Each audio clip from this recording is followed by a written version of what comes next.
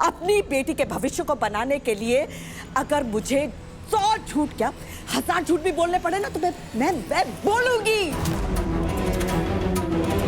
पीछे नहीं हटूंगी मैं। ये तो हटना पड़ेगा। हटना पड़ेगा तुम्हें।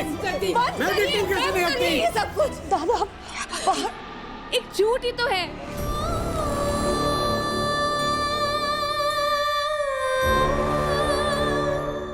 हाँ शिवाय, लेकिन झूठ बोलना गलत है। मुझे अपने घर वालों से झूठ बोलना बिल्कुल अच्छा नहीं लगता।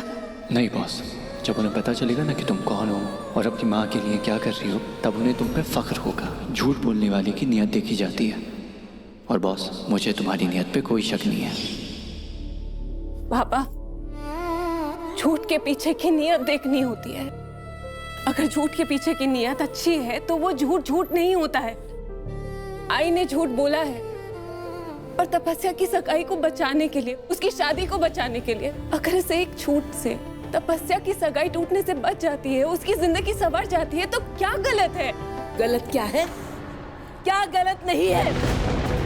एक बेटी की जिंदगी संवारने के लिए दूसरे के चरित्र पर कालिक पोतना गलत नहीं है। झूठ के बिना पर एक नया रिश्ता जोड़ना गलत नहीं है। अच्छे भले परिवार को अंधेरे में रखना गलत नहीं है। और तू नियत की बात कर रही है ना, तेरी इस आई की नियत में खोट है, समझती क्यों नहीं? अच्छी, सब समझती हूँ मैं।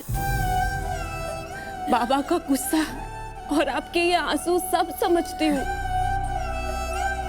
और आप लोग ये क्यों नहीं समझ रहे हैं कि मेरे चरित्र पर लगा दाग वो मिट जाएगा। पर अगर आज तपस्या की सगाई टूट जाती ना, तो बाबा के नाम पर लगा दाग, हमारे पूरे परिवार पर लगा दाग, वो मिटाना बहुत मुश्किल होता। कर और तरफदारी कर इसकी। मेरी समझ में नहीं आता, अपनी बेटी का अच्छा करने के लिए तेरा ही बुरा करना क्यों जरूरी है इसके लिए?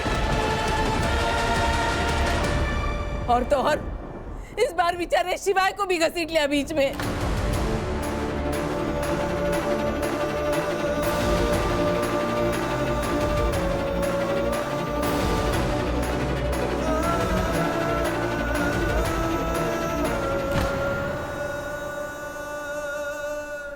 शिवाय,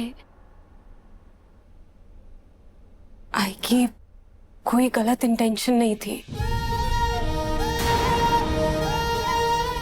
और अगर तपस्या की सगाई की बात नहीं होती, उसकी शादी की बात नहीं होती, तो वो ऐसा कभी नहीं करती।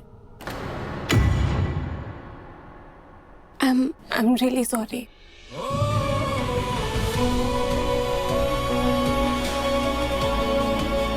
तुम समझ रहे हो ना?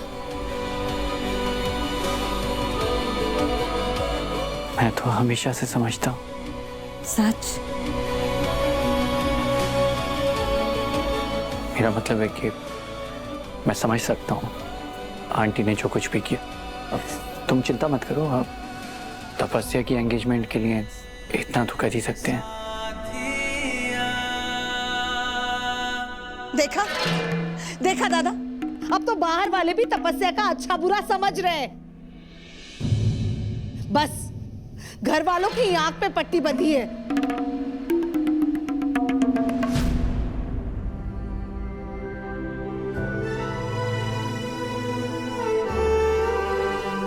आई, किसी को भी कोई प्रॉब्लम नहीं है। और कौन सा मेरी सच में शादी हुई है?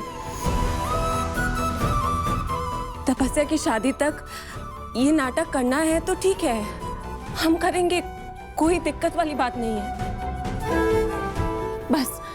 बस इस बात को यहीं खत्म करते हैं।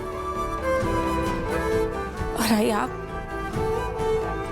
मुस्कुराइए, आपकी बेटी की सगाई है ना। चलिए आजी, बाबा, बाहर बहुत रस्में बाकी हैं, हम चलते हैं। चलिए बाबा, आजी चलिए।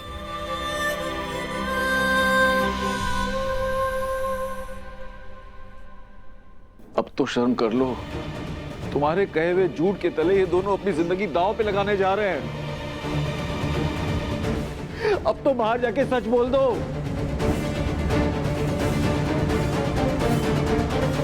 पर तुम्हें क्या शर्म आएगी? शर्म तो मुझे आनी चाहिए जो मैंने तुमसे शादी की और तुम्हें इस घर में लाया। मैं पापा प्लीज बहुत बड़ी गलती ऐसा हुई है मत मुझसे। बोलिए बाबा। बहुत बड़ी गलती हुई है, अनर्थ हुआ है मुझसे। देखा बहनी, देखा कैसे इस महानता की मूर्त ने दादा और आई को इम्प्रेस कर लिया, जबकि आज जो कुछ भी हुआ ना सब इसकी गलती है। बहनी, तो दादा के बात से अपना दिल छोटा मत कर।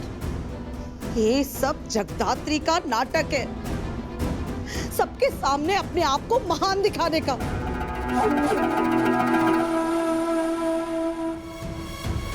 बहुत शौक है सबको महान बनने का। बनने थे संपदा, बनने थे। बस एक बार मेरी तपस्या इस घर से विदा हो जाए ना, फिर सबको तो मेरे साथ ही रहना इसी घर में। फिर तो देखना मैं जगदात्री का वो हाल करूंगी कि उसकी मरी हुई माँ की आत्मा भी गला फुटेगी। ये मेरा वादा है खुद से।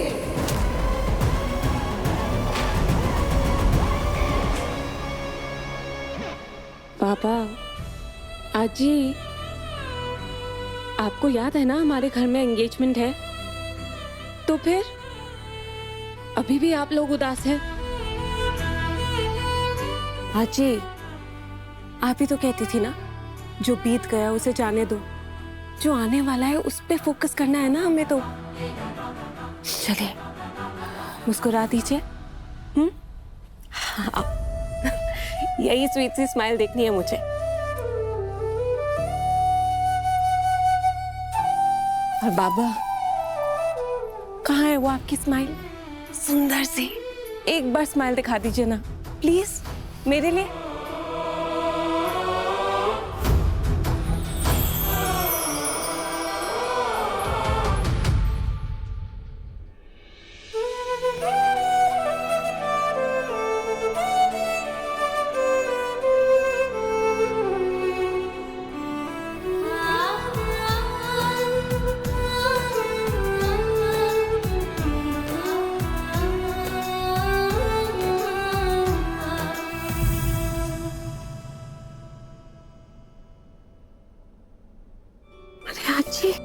आपने तो सारा मेकअप ही खराब कर दिया, फिर से करना पड़ेगा मुझे। क्या अभी बोला था मत रो, कितना रोगे? हाँ सर,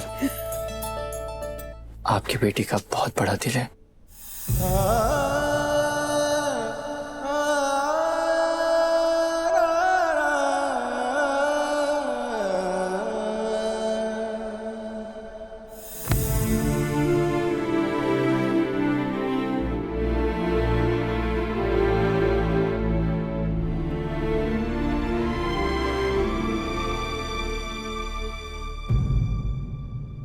और तुम्हारा भी।